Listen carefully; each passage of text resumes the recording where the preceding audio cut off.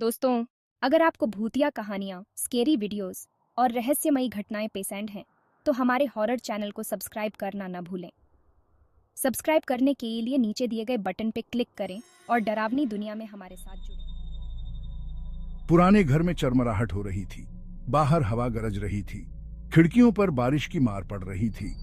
डरावना खेल खेलने के लिए एकत्थेम सही रात थी। सारा और सरिता फर्श पर बैठी हुई थी।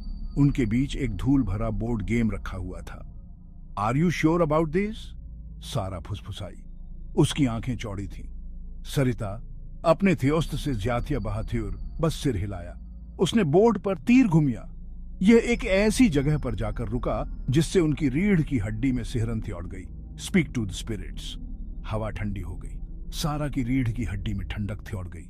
उसे बेचैनी महसूस हुई। कुछ ठीक नहीं था। अपने डर को नजरानंदाज करते हुए सरिता ने अपनी आंखें बंद कर ली। वह बोर्ड पर लिखे शब्दों का जाप करने लगी। Spirits, we call upon you, speak to us from beyond. ऐसा लग रहा था जैसे कमरा ने अपनी सांस रोक रखी हो। फिर एक फुसफुसाहट मकड़ी के जाले जितनी कोमल परछाइयों से निकली। अंशिका। फुसफुसाहट ने आह भरी। सारा उछल पड़ी। उसके पेट में डर समा गया। Did you here that? उसने वापस फुसफुसाते हुए कहा। उसकी आवाज कांप रही थी। हालांकि सरिता स्तब्ध थी। अंशिका, उसने थ्योहराया। इस बार उसकी आवाज ज्यादा मजबूत थी। Who are you? अटारी में परछाइयां और गहरी होती हुई प्रतीत हो रही थी। फुसफुसाहट फिर से आई, धीमी, उत्यासी से भरी हुई। I was wronged, help me. सारा के थेल में उत्सुकता डर के साथ जूझ रही थी। अंशिका कौन थी और उसकी आत्मा इस पुराने घर में क्यों फंसी हुई थी? सरिता, जो कभी भी चुनौती से पीछे हटने वाली नहीं थी, ने फैसला किया कि वे सच्चाई का पता लगाएंगे। अटारी, जो कभी भूली हुई चीजों की जगह थी, सुराग के लिए उनके शिकार का मैथियान बन गई। उन्होंने अंशिका नाम का कोई भी जिक्र ढूंढा। उनकी फुसफुसाहट ही एकमात्र ऐसी आवाज थी जो उनके थेलों की धड़कन से ज्यादा तेज थी। दिन हफ्तों में बदल गए। लड़कियों ने अटारी के हर नुक्कड़ और क्रेन की तलाशी ली। उन्हें पुरानी तस्वीरें, फीके पड़े हुए पत्र और धूल भरी ट्रिंकेट मिली। हर वस्तु अतीत की एक खामोश कहानी कह रही थी। एक दोपहर सारा को एक फर्श की तख्ती के नीचे एक छोटा सा लकड़ी का डिब्बा मिला। एंथर फीकी पड़ी मखमली पर एक चांदी का कलंकित लॉकेट रखा हुआ था। इसकी सतह पर एक ही नाम खुदिया हुआ था, अंशिका। जैसे ही सारा ने लॉकेट को अपने हाथ में लिया, उसके ऊपर उतियासी की लहर थियोड़ गई। ऐसा लगा जैसे वह अंशिका का थियो उसकी चाहत को महसूस कर सकती है। अचानक अटारी में उन्होंने जो फुसफुसाहट सुनी थी वह साफ हो गई। फाइंड माई नेकलेस, अंशिका की आवाज गिड़गिड़ा रही थी। इट होल्ड्स दी की टू माई स्टोरी। अब लड़कियों का एक मकसद था। वे अब केवल एक खेल नहीं खेल रही थी, वे अंशिका को शांति पाने में मदद करने के मिशन पर थी। हार की तलाश ने उनका पीछा किया। उन्होंने अटारी की छानबीन की। उनकी उंगलियां भूली हुई वस्तुओं की धूल भरी रूपरेखा का पता लगा रही थी। एक शाम उनकी दृढ़ता रंग लाई। चूल्हे में एक ढीली ईंट के पीछे उन्हें एक छोटी सी थैली मिली। एंथर, सूखी पंखुड़ियों और फीके रिबन के बीच एक सुंदर हार रखा हुआ था, लेकिन यह टूटा हुआ था। इसकी नाजुक चेन थियो भागों में टूटी हुई थी। पेंडेंट, एक अश्रु के आकार का पत्थर, गायब था। टूटे हुए हार को पकड़े हुए सारा को दुख का अनुभव हुआ। यह स्पष्ट था कि यह हार अंशिका को बहुत प्रिय था, लेकिन इसे कौन तोड़ेगा और क्यों?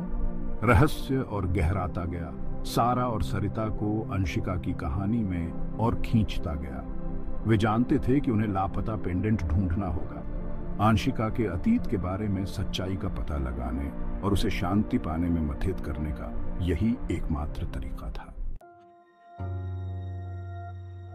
गुम हुए पेंडेंट की तलाश जारी रही। दिन हफ्तों में बदल गए। हर गुजरता पल अंशिका के आसपास के रहस्य को और गहरा करता गया।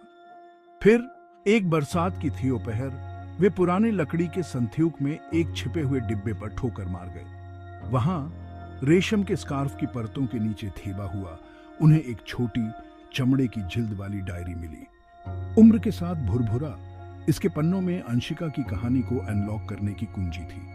सुंदर लिखावट में लिखी गई डायरी की प्रविष्टियां एक ऐसी युवती की बात करती हैं जो जीवन और सपनों से भरी हुई थी।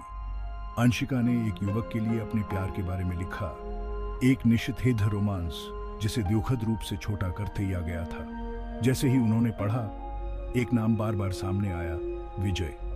क्या वह लापता पेंडेंट को खोजने और अंशिका की असामयिक मृत्यु के बारे में सच्चाई का पता लगाने की कुंजी हो सकता है?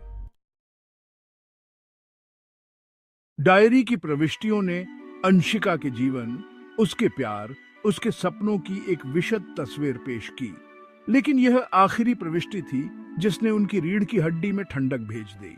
विजय ने मुझसे आज रात मिलने का वादा किया था, अंशिका ने लिखा था। उसने कसम खाई थी कि वह अपने पिता को हमारे प्यार को स्वीकार करने के लिए मना लेगा। He is going to give me a sign, a symbol of his love, a teardrop shaped stone for my necklace. अचानक उन पर यह बात आ गई। लापता पेंडेंट, यह अंशिका के लिए विजय के प्यार का प्रतीक था। लेकिन अगर विजय के पास पेंडेंट था, तो अंशिका की आत्मा अभी भी फंसी क्यों हुई थी? डायरी की प्रविष्टियों में एक विश्वासघात का संकेत दिया गया था, एक रहस्य जिसे अंशिका के साथ दफना दिया गया था। लड़कियों को पता था कि उन्हें पता लगाना होगा कि विजय के साथ क्या हुआ था। वह अकेला था जो उन्हें अंशिका के भाग्य के बारे में सच्चाई बता सकता था। विजय की तलाश उन्हें स्थानीय पुस्तकालय ले गई, जहां उन्होंने धूल भरे रिकॉर्ड और फीकी तस्वीरों को खंगाला। उन्हें पता चला कि अंशिका की मृत्यु के तुरंत बाद विजय गांव छोड़कर चला गया था।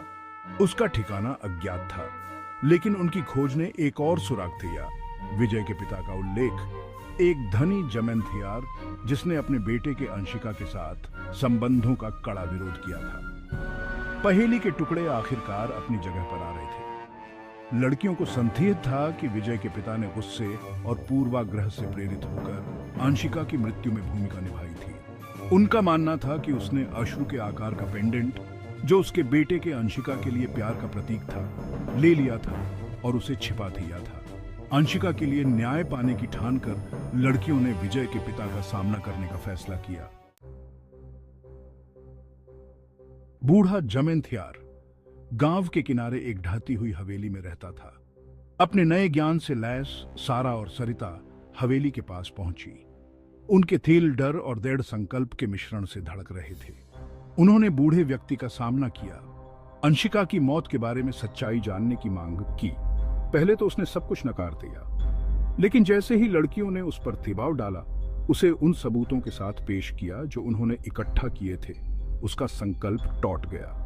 उसने स्वीकार किया कि उसने अंशिका को विजय का पत्र रोक दिया था, जिस रात उससे मिलने का वादा किया गया था। क्रोध से भस्म और पूर्वाग्रह से अंधा होकर वह खुद अंशिका से मिलने गया था। उसे डराकर भगाने के इरादे से संघर्ष छिड़ गया और अंशिका गिर गई। उसका सिर टकरा गया और उसकी तुरंत मृत्यु हो गई। पछतावे से व्याकुल बूढ़ा उन्हें उस कुएं में ले गया जहां उसने अश्रु के आकार का पेंडेंट फेंका था, जो उसके बेटे के अंशिका के लिए प्यार का प्रतीक था।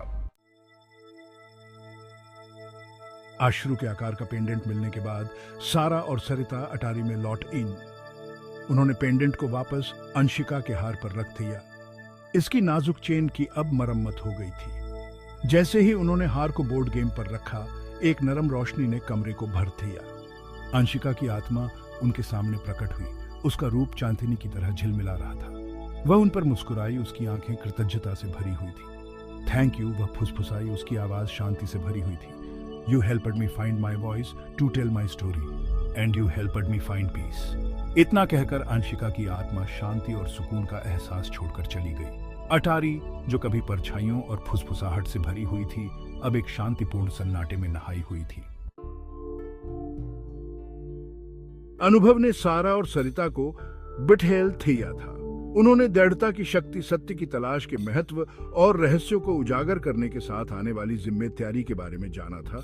उन्होंने यह भी सीखा कि कुछ खेल न खेले तो बेहतर कि आत्मा की थ्यूनिया कोई ऐसी थ्यूनिया नहीं है जिसके साथ खिलवाड़ किया जाए। जैसे ही वे पुराने घर से थ्योर चले गए, डूबता हुआ सूरज उनके पीछे लंबी परछाई डाल रहा था। वे जानते थे कि वे अंशिका को कभी नहीं भूलेंगे। उसकी कहानी हमेशा उनके थैलों में अंकित रहेगी। साहस, करुणा और प्रेम और क्षमा की स्थायी शक्ति के महत्व की याद दिलाती है। और यद्यपि वे अंशिका को शांति पाने में मदद करके प्रसन्न थे, वे जानते थे कि कुछ रहस्यों को अनसुलझा छोड़ देना बेहतर है। कुछ दरवाजों को बंद ही रहने देना बेहतर है।